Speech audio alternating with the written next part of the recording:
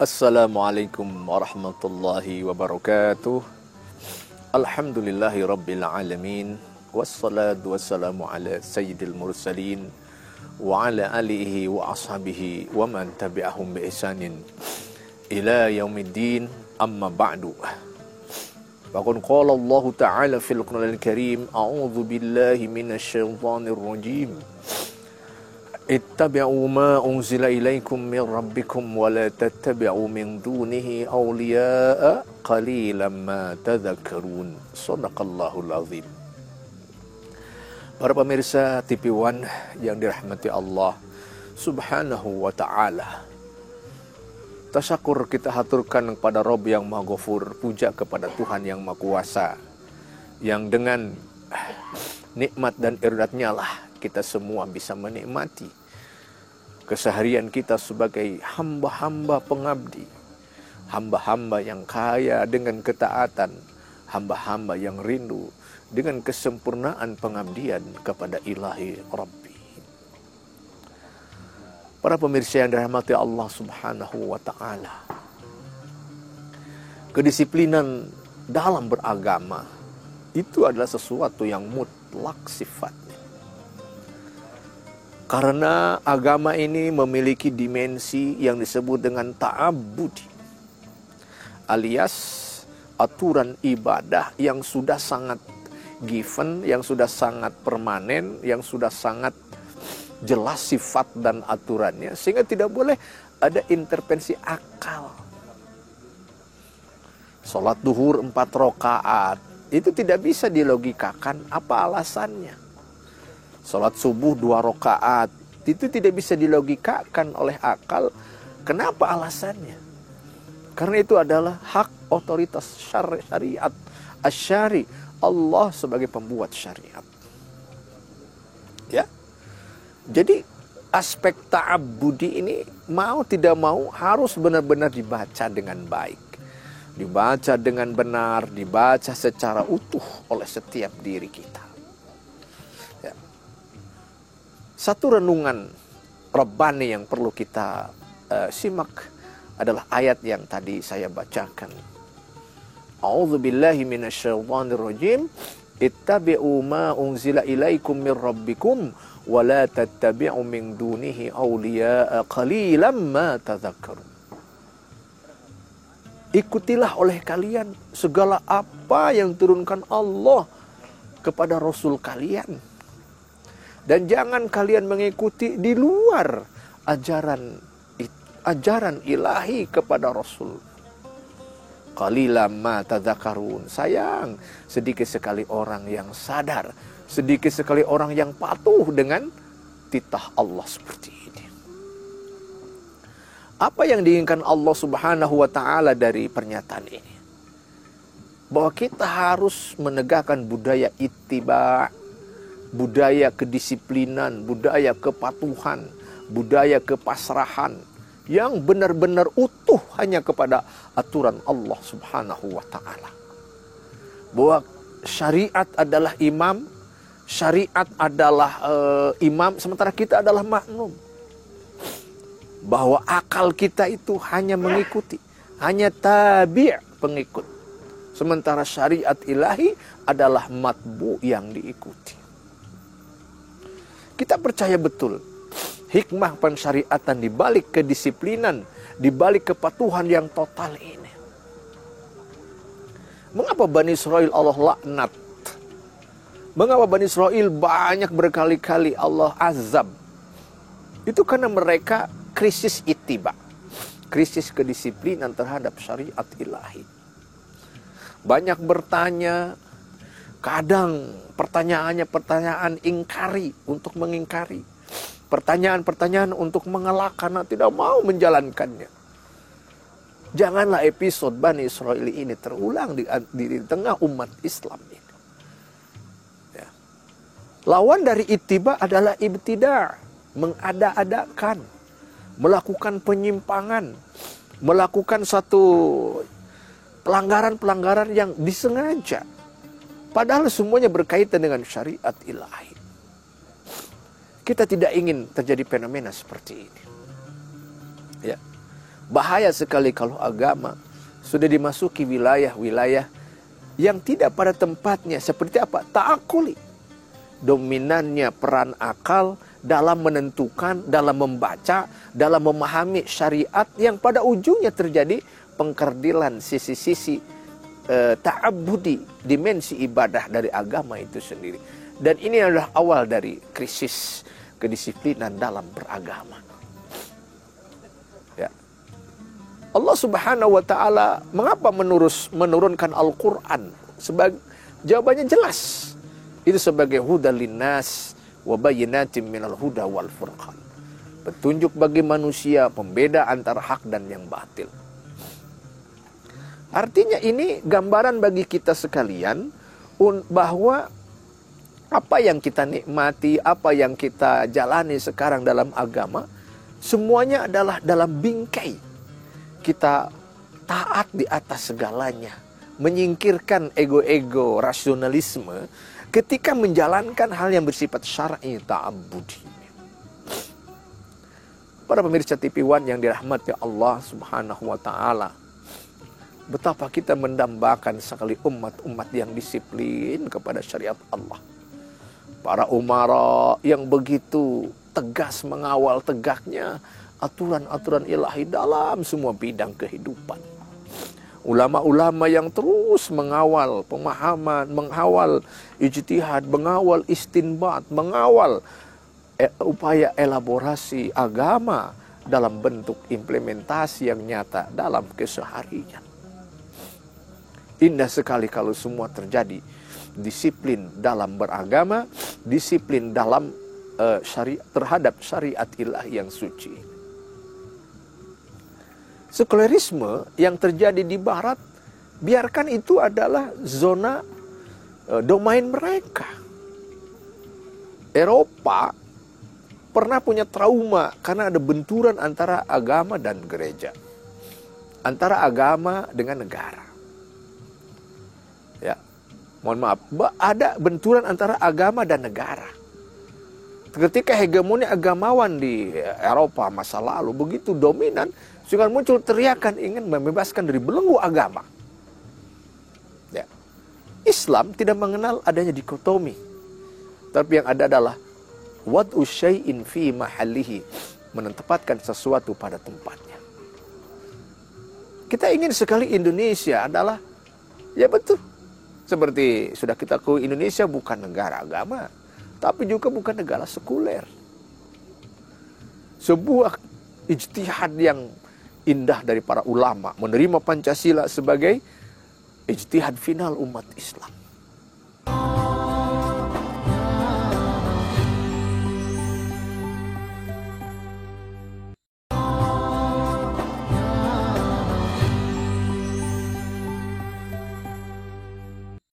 Kalau kedisiplinan terhadap syariat Allah tegak, maka tentu agama akan begitu indah dinikmati, indah dipahami, indah dilaksanakan dengan baik oleh pemeluknya. Begitu kuat sekali komitmen umat menjaga ya semua tradisi, semua dasar, semua hal-hal yang berkaitan dengan aturan-aturan ilahi ini.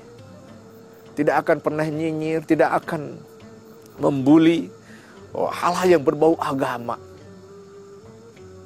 Ittabi'u ma unzila ilaikum mir rabbikum. Selama itu adalah tanzil turun dari Allah, alias wahyu yang mutlak keberadaannya, ya ittiba, ikutilah, patuhilah, nikmati, jalani. Ya. Tetapi kalau sudah ibtidak, membangkang, ibtidak, ngeyel, ibtidak, ya semacam nyinyir terhadap syariat ilahi, apa yang akan terjadi?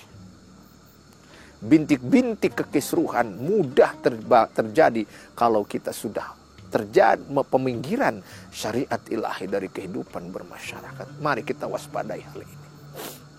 Kita butuh sekali harmonisasi antara agama dengan negara. Sebagaimana ya sering saya ulangi dalam ceramah di stasiun yang ada ini. Ittiba. Tetapi walaupun ittiba, Islam membolehkan ya, membolehkan upaya-upaya kreatif, inovatif untuk ijtihad. Wahyu Allah kan sudah turun sejak dulu kala. Hadis wahyu Allah sudah berhenti, tidak ada lagi turun dengan wafatnya Rasulullah Sallallahu Alaihi Wasallam. Ya, tetapi kan peristiwa, dinamika, kejadian terus terjadi,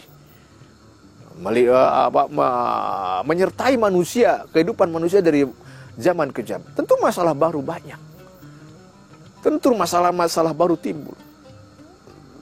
Nah, kalau kita jumud, tidak mau membuka keran ijtihad, ya akan terjadi stagnasi alias kejumudan, alias kebekuan. Maka kita buka ijtihad. Ijtihad tentu ada ijtihad jama'i, ijtihad kolektif, yang bukan ijtihad yang bersifat fardiyah individu. Para pemirsa TV One yang dirahmati Allah Subhanahu wa Ta'ala, tatkala para ulama fikih berhasil membangun ya bangunan-bangunan fikih muamalah, fikih ibadah, fikih munakahah, fikih jinayah begitu jelas, komprehensif, walaupun melahirkan, bukan walaupun, saya kira kita melihatnya variasi mazhab dalam berfikih begitu dinamis. Biarlah itu kekayaan khazanah ya. Ketika mazhab muncul, itu kan upaya bagaimana membaca kembali, merumuskan kembali, menafsirkan kembali wahyu Allah Subhanahu wa Ta'ala dalam tatanan hukum-hukum yang normatif. Ya, Al-Quran hanya menyuruh aqimus shalah, tegakkan salat. Loh, bagaimana cara salat? Detil-detil salat, memulai salat, mengakhiri salat, syarat sah salat, syarat wajib salat, sunat-sunat salat, hal-hal yang makruh dalam salat, apa yang membatalkan salat. Ini kan bagian tugas ulama fikih yang berhasil merumuskan namanya fikih salat. Betapa kita berutang budi dengan para ulama fikih, para ulama usul, yang mereka berjibaku, berusaha membaca dengan detil, dengan teliti ya terhadap teks-teks agama yang melahirkan peraturan-peraturan normatif, praktis. Nah, di zaman modern sekarang ini, ketika kita nyinyir atau tidak akomodatif, tidak responsif dengan kehadiran ulama-ulama warasatul anbiya, ulama fikih, ulama yang benar-benar berhasil mengelaborasi ya seluruh teks-teks agama, ini adalah sebuah sikap yang sangat-sangat memilukan, menyakitkan. Kita tengok bagaimana Andalusia ketika pada masa jayanya, ketika Harun al-Rasyid, Khalifah Harun al-Rasyid membangun peradaban yang begitu indah untuk bangsa dan umat pada saat itu.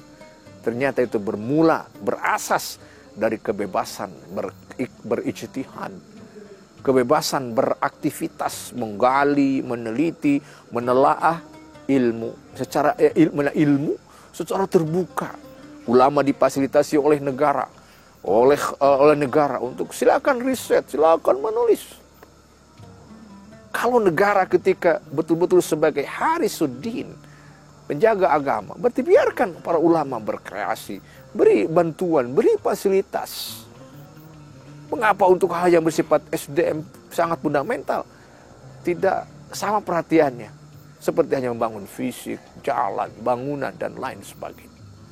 Ini ada sesuatu yang direvisi dengan semangat ittiba, semangat disiplin, semangat mengabdi, semangat kita menjalani syariat ilahi dengan penuh kesempurnaan dari cara pemahaman ijtihad maupun mungkin praktek-prakteknya secara detil.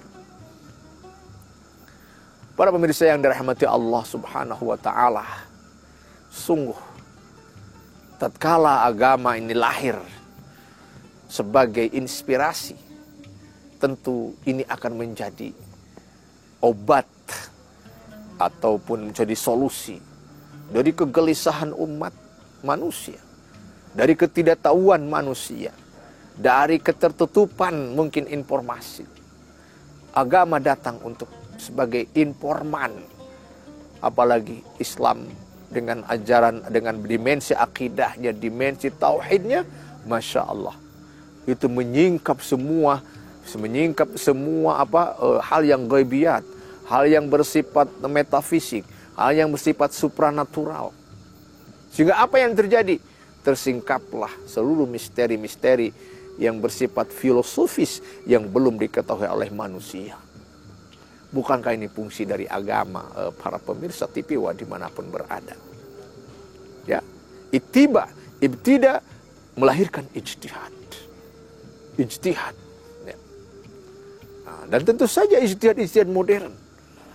Apalagi ya, dalam bab muamalah, ekonominya, dalam bab keuangan, dalam bab transaksi. Masya Allah. Bab fikih muamalah ini adalah warisan terbaik dari para ulama-ulama untuk kita melakukan satu transaksi abad modern dengan syar'i, ya, dengan melahirkan inovasi-inovasi yang sangat cemerlang brilian, sehingga Islam, agama, benar-benar menjadi problem solver dari apapun permasalahan, termasuk dalam ekonomi, termasuk dalam financing, termasuk dalam hal bagaimana entrepreneurship, wirausaha dan lain sebagainya. Ya. Ayat hukum sangat sedikit dalam Al-Quran, tidak lebih dari 10%. Tapi ayat-ayat inspiratif, ayat-ayat yang penuh dengan tadabbur, kontemplasi begitu banyak sekali.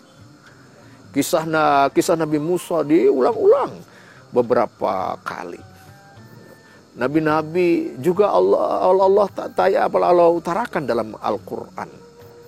Yang semuanya adalah menjadi inspirasi, menjadi spirit, menjadi energi bahwa kita harus menjaga khazanah ilahi, khazanah syariat ilahi dengan baik sekali, dengan benar.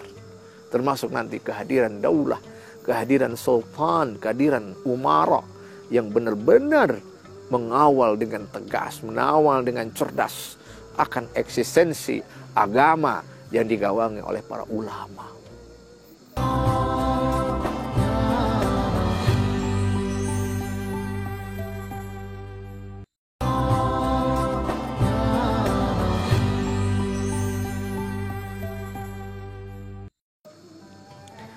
Para pemirsa TV One yang dirahmati Allah Subhanahu wa Ta'ala, sungguh jauh panggang dari api, sungguh jauh harapan kita terwujud, sungguh mungkin sebuah imajinasi atau ilusi kalau konsep, ya, kedisiplinan beragama, kedisiplinan dengan syariat Allah itu masih sesuatu yang dangkal, sesuatu yang compang-camping, sesuatu yang belum komprehensif. Ada waktu, ada proses, harus ada keinginan memang, ya. Bagaimana peran para ulama mencerdaskan umat ini.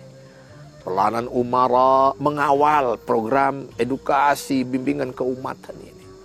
Peran teknokrat, birokrat adalah menyediakan infrastruktur agar bagaimana keharmonisan antara din dengan sultan ini benar-benar terwujud dengan baik, terwujud dengan sempurna dan paripurna. Masya Allah, tabaraka wa ta'ala. Ya, apa yang terjadi?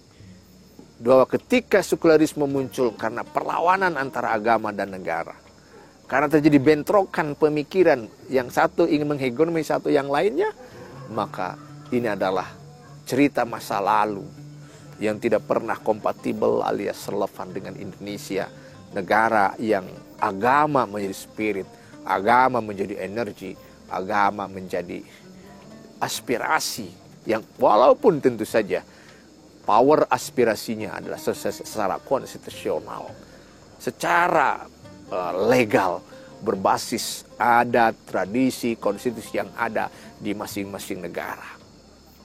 Indah sekali, Masya Allah. Pandemi yang berhasil kita lalui, mungkin kolaborasi antar lini ketika bagaimana membangun solidaritas di tengah korban bergelimpangan satu sama lainnya akibat pandemi. Sungguh sebuah potret yang indah sekali. Potret yang terbaik.